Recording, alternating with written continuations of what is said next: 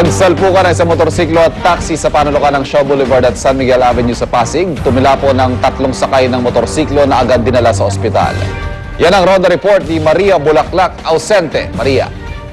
Yes, Ivan, bumangga yung isang motorsiklo nga na may 3 pasahero sa isang taxi. Dumiretso na kasi, Ivan, yung taxi dahil nag-green na yung stoplight pero biglang sumulpot umano mula sa kanang lane yung motorsiklo kaya sumalpok ito sa taxi. Tumila po yung 3 pasaherong sakay, kagad naman itong dinala sa ospital. Ivan? Maraming salamat, Maria Bulaklak Ausente. Samantala, una niyong napanood kahapon dito sa unang hirit ang kasiyahang nauwi sa trahedya sa Valenzuela City matapos magkaaberyang isang Caterpillar ride doon kung saan isa ang namatay. Base sa investigasyon, kasagsagan daw ng pag-andar ng Caterpillar ride nang biglang kumalas at tumila po ng isa nitong bagon. Natanggal daw ang tornilyo ng bagon kaya ito kumalas. Siyampa ang sugatan sa insidente. Dahil sa trahedya, ipinag-utos ng lokal na pamahalaan na ipasara muna ang peryahan. Bukod kasi sa insidente, napag-alamang wala rin itong permit. Hawak na ng pulisya ang caretaker ng peryahan pero patuloy pa rin pinaghahanap ang may-ari nito. Paano makapagtayo ng napakalaking, diba? Hindi naman na itatayo ng isang oras lang. Ayan! Ano nangyari sa mga barangay, captain? Clearance. Makikita mo naman yan eh. Samantala, ito po isang mabigat na akusasyon naman ang laman ng counter-affidavit ni Michael J. Nartea, isa sa mga suspect sa pagpatay kay Ramjen Revilla.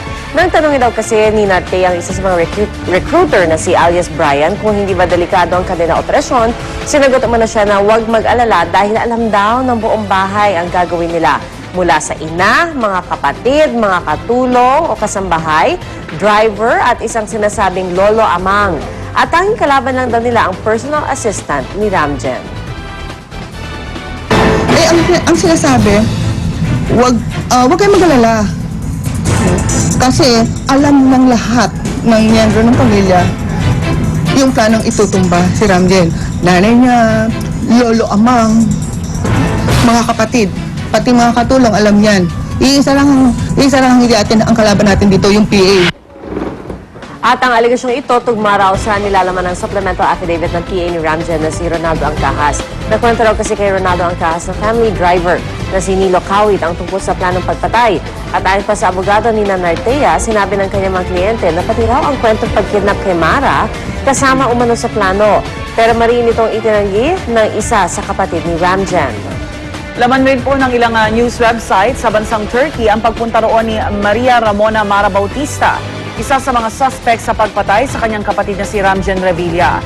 Sa isang website na nakabase sa Turkey, nagbitaw ng malamang pahayag ang Turkong asawa ni Mara na nagsasabing wala raw sino man ang maaring gumalaw sa kanyang asawa.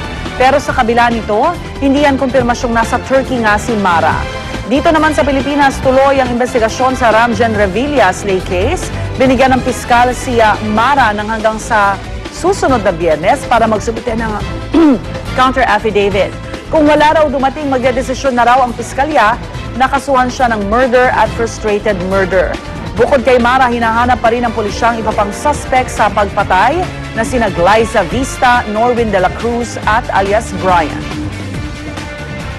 Sa ibang balita, sa kabila ng paninindigan ng kampo ni Pampanga Representative Gloria Arroyo na hindi nito tatakasan ang mga kasong kinakaharap niya, oras na pahintulutang magpagamot sa labas ng bansa, lumabas ang impormasyong hawak ng DOJ na may passport umano ang dating Pangulo sa Dominican Republic. Bahagi umano ito ng paghahanap ng political asylum ni Arroyo sa gitna ng mga kasong ibinabato sa kanya.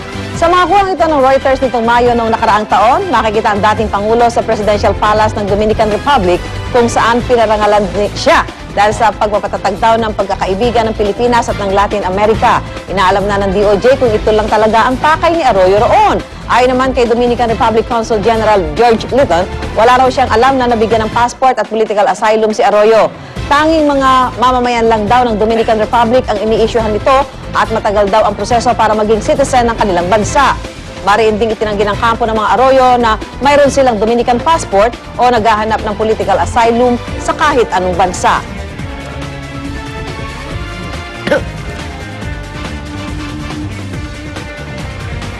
Samantala, nakatakdang umalis ng bansa mamayang hapon si Pangulong Noynoy Aquino para makipagpulong sa Asia-Pacific Economic Cooperation Leaders Summit sa Honolulu, Hawaii. 20 leader mula sa excuse me po, mula sa iba't ibang bansa ang mga kasama niya sa pagpupulong na ito. Nakatakda nilang pag-usapan ng iba't ibang issue gaya ng usapin sa trabaho at reforma para mapasigla ang ekonomiya. Kasama ng Pangulo sa Hawaii ang kanyang mga cabinet secretary gaya ni na Transportation Secretary Mar Rojas, Trade Secretary Gregory Domingo at Presidential Spokesman Edwin Nasierda. Makikipagkita rin siya sa Filipino community sa Hawaii bago siya bumalik sa bansa sa November 15. Balita abroad naman tayo at nagpapatuloy ang rescue operation sa bansang Turkey matapos tumama doon ang isa na namang malakas na lindol. 25 na ang kanilang naililigtas mula sa gumuhong mga gusali, ngunit mahigit 100 pa raw ang maaaring na-trap. Hindi naman bababa sa 8 ang nasawi sa magnitude 5.7 na lindol sa silangang parte ng Turkey. Tumama ito 3 linggo matapos ang isang 7.6 magnitude na lindol kung saan 600 ang nasawi at libo-libo ang naninirahan pa rin sa mga tent at nagtitiis sa lumalamig na temperatura doon. Matapos tamaan ng matinding baha, nagsisimula na ang cleanup operation sa ilang parte ng Thailand at ang mga katulong nila para sa heavy-duty na paglilinis ang mga elepante. Yan ay para maalis ang mga nagtumbahang puno at iba pang mabibigat na kalat sa lugar. Ayon po sa Thai officials, aabot daw sa hanggang 1 taon para maisaayos ang lugar, lalo na ang isang World Heritage Site na binaha doon. Patuloy namang nagbabanta sa kabisera ng Thailand ang Bangkok, ang matinding pagbabaha na 6 na kilometro na lamang ang layo mula sa sentro nito. Samantala, nagpasikat naman sa publiko ang mga penguins sa London, England. Speak ba kahapon ng penguin tayo? Eto na, sila lang naman ang mga special guest sa opening ng isang public ice skating rink doon. Noong una, medyo animo nahihiya pa ang mga penguin na maglaro.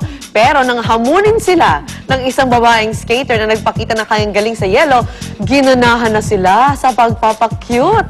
Kaya naman aliw na aliw ang mga tumaraan sa public ice skating rink sa kakayahan ng mga Humboldt penguins na parehong breeds sa mga ibinida natin kahapon sa Manila Ocean Park with Drew. Alam mo sila yan, very sociable birds talaga. So hindi dahil sila parang raised in captivity, dahil okay na sila. Hindi, actually kahit pumunta ka dun sa wild, dahil daw hindi sila sanay sa mga predators. Parang, hey, Because they are found in, Pia, alam namin ni Pia, in found in? Antarctica. Antarctica. Sa ilaw, sa South, down there. Yeah. At Down there. wala doong polar bear. Kasi sila lang yung pag-ganyan-ganyan. Tama. That's super cute. Alright, ngayon naman, narito na po ang maagang showbiz balita ni Miss Luan. Di, Luan? Thanks, Drew. Good morning po mga kapuso. Ito na ang ating maagang chika para sa inyo. At isang concert nga pong itinanghal kagabi para mapasama sa New 7 Wonders of Nature ang Puerto Princesa Underground River. Bumuo sa suporta sa culmination concert para rito. Iba't ibang grupo ang nagtanghal sa concert gaya ni Noel Cabangon. Kaya naman para sa hindi pa po nakakaboto, suportahan natin ang Puerto Princesa Underground River at humabol na sa online voting na magsasara ng 7 to 11 p.m. mamayang gabi. Mag-log on lang sa www.new7wonders.com. Sa Hollywood naman po, R&B singer at rapper Nicki Minaj nilait at sinigawan daw ang kanyang makeup artist. Ito ay matapos niyang ma-wax ang kilay at bandang parte ng labi ng singer. Ayon sa makeup artist, pinagpapawisan at irritable si Nicki noon sa kanyang condo unit at panay rin daw ang pagsigaw sa kanyang mga assistant. Pero hindi ito ang unang pagkakataon na inireklamo ng verbal abuse ang singer na nagpasikat ng kantang Super Bass. Ayon sa mga report, nagbitaw rin daw siya ng mga masasakit na salita sa kanyang maid.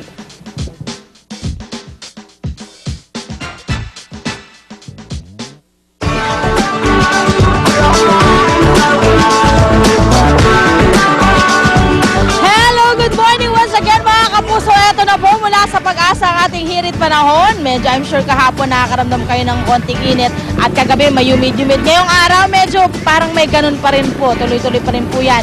At ang Mindanao, makakaranas po ng tinatawag nating Intertropical Convergence Zone or ITCZ. Ito po yung hangin na nagsasalubong mula sa northern at southern hemisphere. Nagsasalubong sa equator, nagdudulot po yan ng ulap at ulan. Kaya naman po ang Mindanao, makakaranas sa madalas maulap na kalangitan ng mga kalat-kalat na pag-ulan at pagkidlat, pati na rin po pagkulog. Ay pang bahagi po ng ating bansa, kabilang na ang Metro Manila ay makakaranas din po ng bahagi hanggang sa kuminsan ay maulap na kalangitan na may mga pulo-pulong pag-ulan. Ating pong sunrise 5:55 ng umaga at ang ating pong sunset ay 5:25 ng hapon. Narito naman po ang mga temperature and weather conditions sa iba pang bahagi ng Pilipinas. Tandaan niyo po mga kapuso, sa kahit ano pa mang hamon ng panahon, manatiling alerto at mahinahon.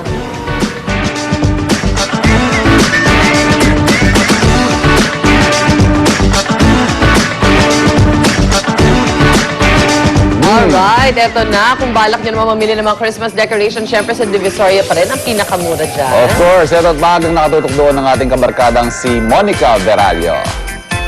Monica! Thanks, Ivan. Hi, girls. Good morning. Syempre sa ating mga kapuso, good morning din. With just 4 to 6 days to go nga before Christmas, grabe, buhay na buhay. At talagang Paskong-Pasko nga dito sa Tabora Street, dito po yan sa Divisoria. Kasi sabi nila, dito nga daw sa buong lugar, ito talaga yung bagsakan tsaka bilihan when it comes to Christmas decors. Kaya naman ngayong umaga mga kapuso, iisa-isahin natin kung ano-ano nga ba yung mga Christmas decors na pwede mabili dito. And kanina nakausap natin yung nagbebenta dito. Sabi niya, isa daw sa pinakamabili ay yung green at copper color bilang ito nga daw yung motif for this coming Christmas. At dahil dyan mga kapuso, mamaya magbibigay din kami ng mga price updates sa mga bilihin dito, mga Christmas decors na yan. At syempre, bilang nandito na rin lang tayo sa Divisoria, hindi pwedeng mawala ang shopping. Kaya magbibigay din kami ng mga gift suggestions para sa ating mga loved ones ngayon nga darating na Christmas. Kaya tutok lang mga kapuso, dahil tuloy-tuloy po ang ating fun Friday shopping. Dito po yan sa Tabora, sa Divisoria. Balik sa inyo guys! Thank you, Monica. Kaya mga kapuso, dito lang po kayo sa numero 1 morning show sa telebisyon. Ito ang 11111. Ang mas maganang pagsalubong sa inyong umaga ay hatid ng unang hirit at New Zealand Creamery. One nutrient is not enough for brain development. So I give Hakobo New Gain School Advance With our most advanced IQ nutrition system, to help optimize brain development. Give your preschooler New Gain School Advance. Better brain for the next generation. laging makulay ang umaga, basta unang hirit at Gain School Advance ang kasama.